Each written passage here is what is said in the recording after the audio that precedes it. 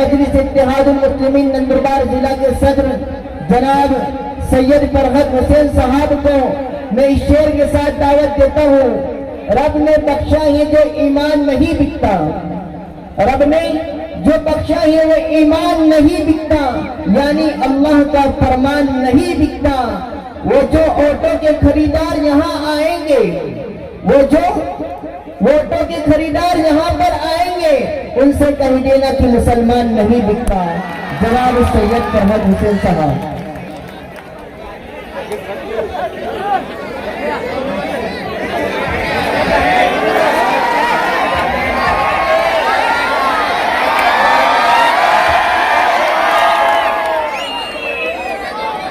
औज़ु बिल्लाहि मिनश शैतानिर रजीम, बिस्मिल्लाहिर रहमानिर रहीम। ज़ै नशीन को तशरीफ फरमा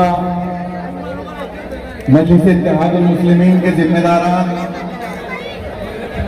मजलिस इत्तेहादुल मुस्लिमीन के टिकट से इस मर्तबा उम्मीदवारी करने वाले वार्ड नंबर 12, 13, 15 और 18 के उम्मीदवार मजलिस इत्तेहादुल मुस्लिमीन की मोहब्बत में शिरपुर, धुलिया और गुजर मुकामात से मजलिस के आए हुए तमाम जिम्मेदारान, तेलंगाना के शेर को सुनने के लिए आए हुए नंदुरबार शहर के तमाम नौजवान साथियों, बुजुर्गों, और जहां तक मेरी बात जा रही हो घरों में बैठ कर सुनने वाले मेरी इज्जत मां, पर्दा नशीन मां और बहनों, आज का जलसा इंतखाबी जलसा है जो नंदुरबार में मजलिस इत्तेहादुल मुस्लिमीन के नुमाइंदों की तशरीह मुहिम के लिए लिया गया है। यकीनन आप तमाम लोग बेसब्री से इंतजार कर रहे हैं उस शख्सियत का जिसे न सिर्फ तेलंगाना, न सिर्फ हैदराबाद, बल्कि इस शख्स की पहचान भी पूरे मुल्क के अंदर हो चुकी है। और आज का जलसा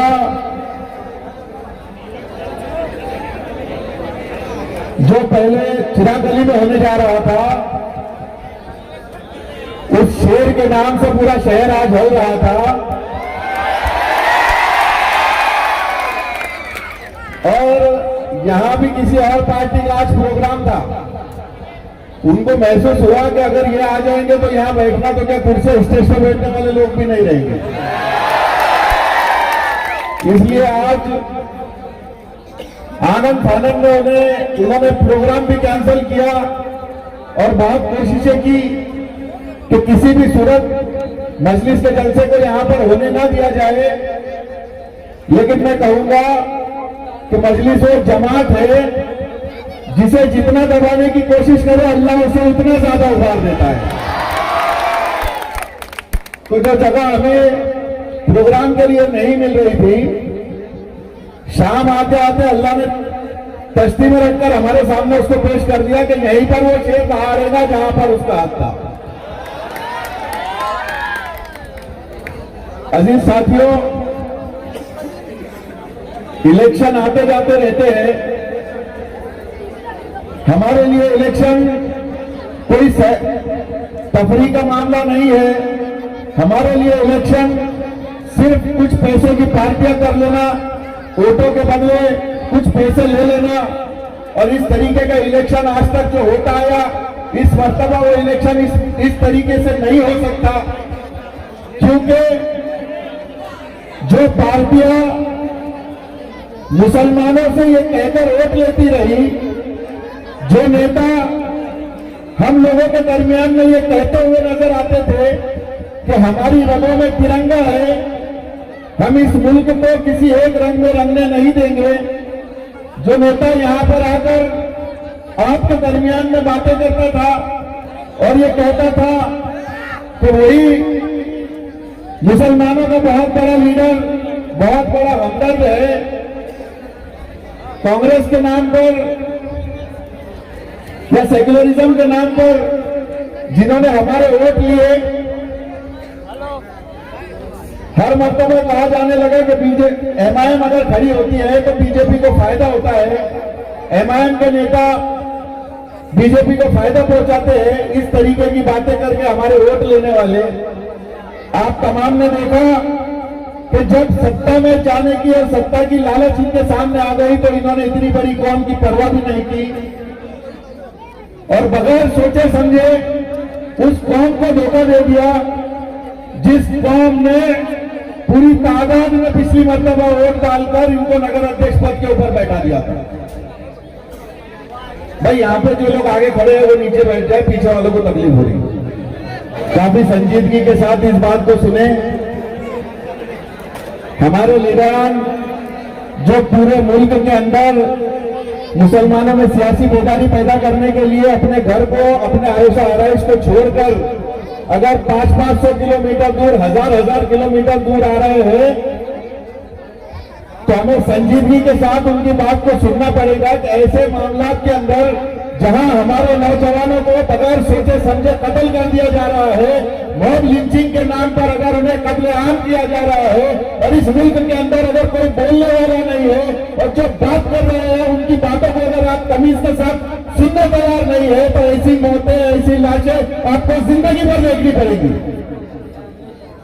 अगर आप समझते हो कि यहाँ पर इन नेताओं का आना हो, आसानी के साथ इस तरीके के प्रोग्राम को मुनक्किद किया जाए, मैं आपको कह रहा हूं कि अगर आप तसल्ली के साथ प्रोग्राम को सुनेंगे, किसी ब्लीक के साथ प्रोग्राम को सुनेंगे तो 30 तारीख के दिन इंशाअल्लाह ताला सर साहब का यहाँ पर प्रोग्राम आएगा। जो लोग ये सोच रहे थे कि हम ताकत लगाएंगे और माजिद हुसैन साहब को नंदुरबार आने से रोकेंगे, मैं उनको कह देना चाहता हूं कि माजिद साहब तो आपसे नहीं रुक सके, लेकिन इलेक्शन की जीत के बाद इंशाअल्लाह ताला अकबरुद्दीन ओवैसी साहब आए। जो लोग मुखालिफ पार्टियों की बातों के ऊपर पाबंदी नहीं लगा सकते, जो लोग उन्हें से आने से नहीं रोक सकते, निहायत अफसोस की बात है कि उन्हें मजलिस की यहां पर मौजूदगी से खलल पैदा होता है।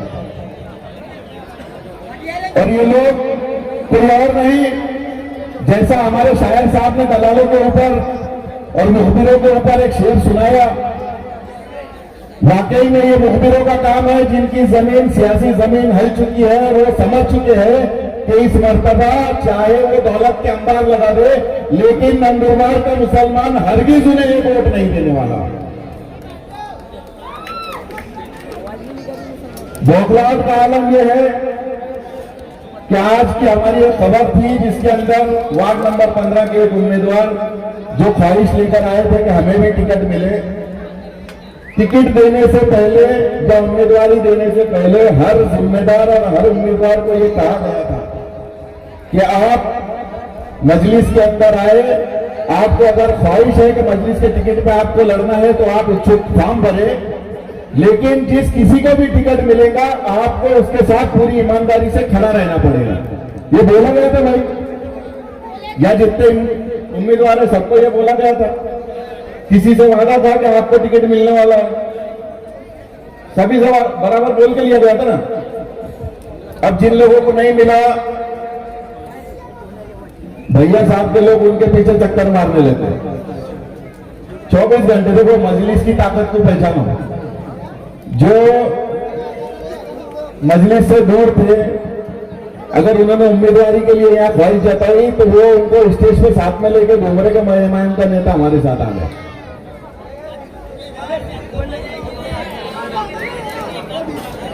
तो ऐसे लोग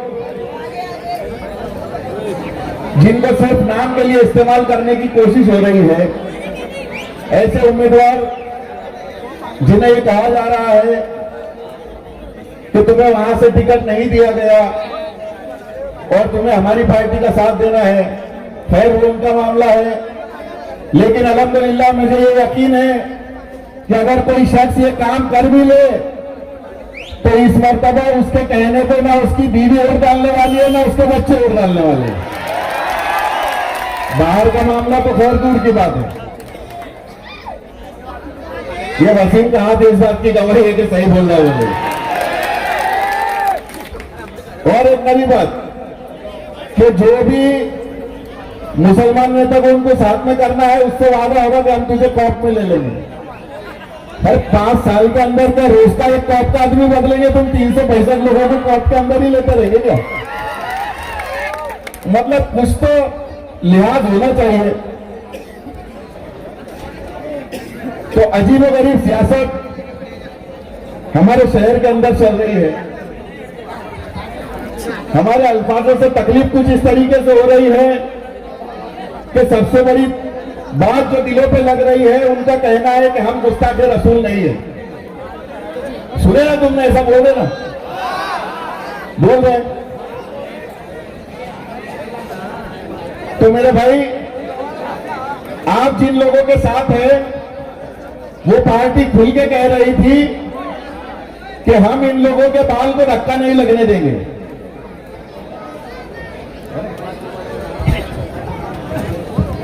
जोरदार तालियों के साथ इस्तकबाल करें हमारे कॉर्पोरेटर सुभान साहब और जफर साहब, जो तेलंगाना से तशरीफ लाए। हैदराबाद के अंदर वहां की महानगर पालिका के अंदर ऐवान को दहला देने वाले लोग हैं। इंशाअल्लाह ताला इन लोगों की मौजूदगी की बरकत से हमारे जो यहाँ पर नुमाइंदे कामयाब होंगे, वो भी इसी तरीके से ऐवानों को हलाएंगे इंशाअल्लाह ताला।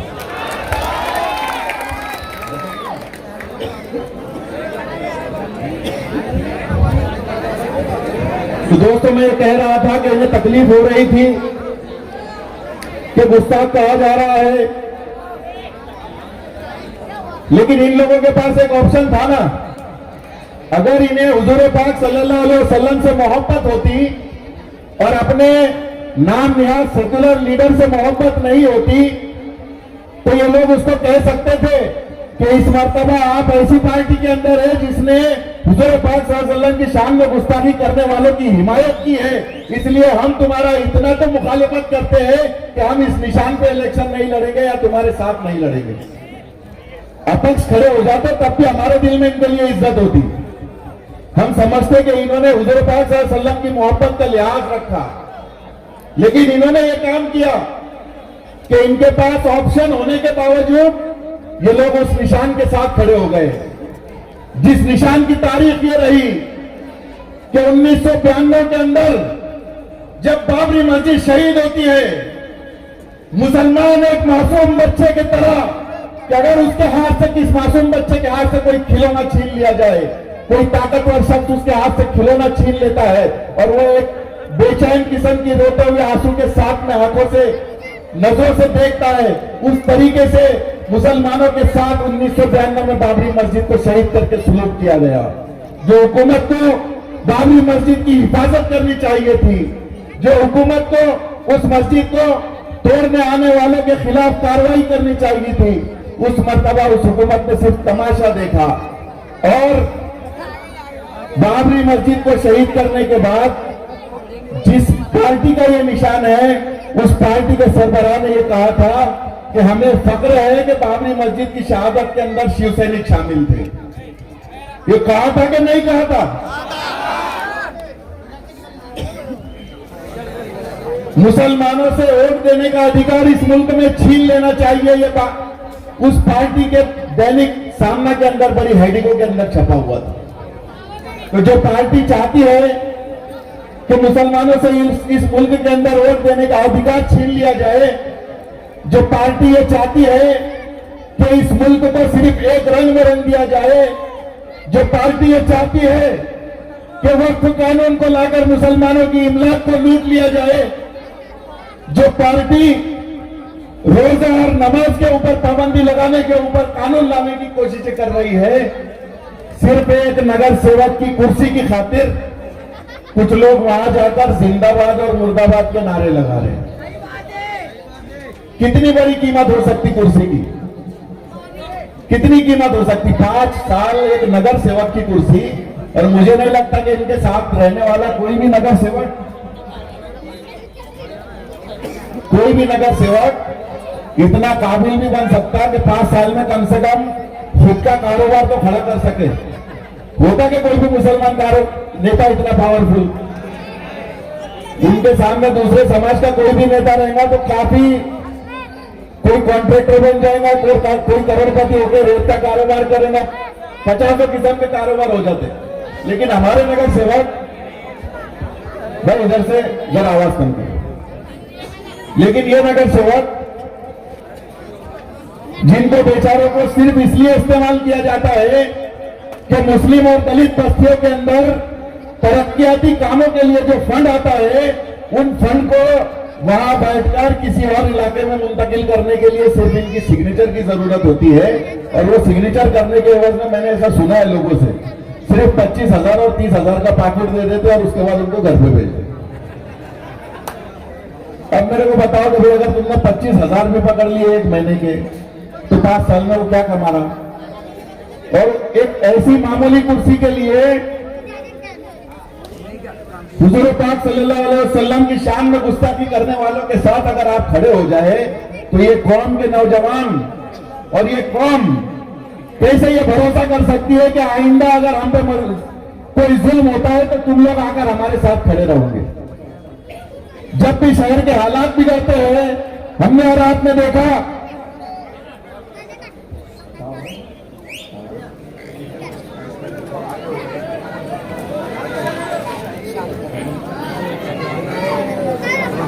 आ चुके हैं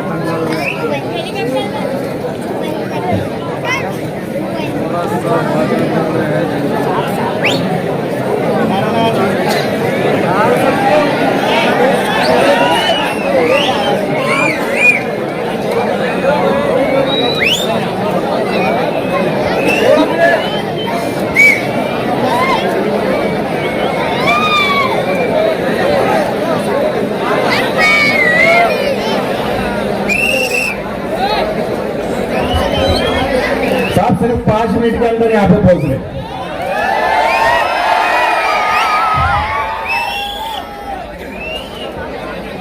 तो मैं कह रहा था कि हमने और आपने देखा कि जब भी मामला यहां पर खराब हुए, चाहे वो कुरैशी बिरादरी का मामला हो, चाहे वो मामला किसी बहाने से फसादात के हो रहे हो, ऐसे लोग भी फसादात के अंदर